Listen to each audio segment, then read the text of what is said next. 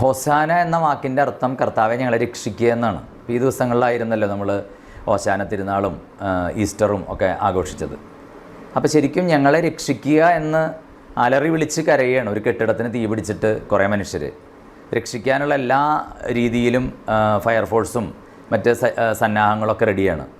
ഇവരെ താഴേക്ക് കൊണ്ടുവരാൻ ശ്രമിക്കുമ്പോൾ അവർ കൂടുതൽ തീയിലേക്ക് പോവുകയാണെന്ന് സങ്കല്പിക്കുക. ഞങ്ങളെ രക്ഷിക്കണമെന്ന് പറയുന്നുണ്ടെങ്കിലും അവരാ രക്ഷയുടെ വഴി തിരഞ്ഞെടുക്കാതെ വീണ്ടും കൂടുതൽ അപകടത്തിലേക്ക് പോവുകയാണ്. ഇതുപോലെ പലപ്പോഴും നമ്മുടെയൊക്കെ ജീവിതത്തിൽ നമ്മളും ഇതുപോലെ ദൈവമേ ഞങ്ങളെ രക്ഷിക്കൂ എന്ന് പ്രാർത്ഥിക്കുകയും എന്നിട്ട് ആ രക്ഷയുടെ വഴിയിലേക്ക് വരാതെ നമ്മൾ വീണ്ടും കൂടുതൽ അപകടത്തിലേക്ക് പോവുകയും ചെയ്താൽ ദൈവത്തിന് എങ്ങനെയാണ് നമ്മളെ രക്ഷിക്കാൻ പറ്റുക?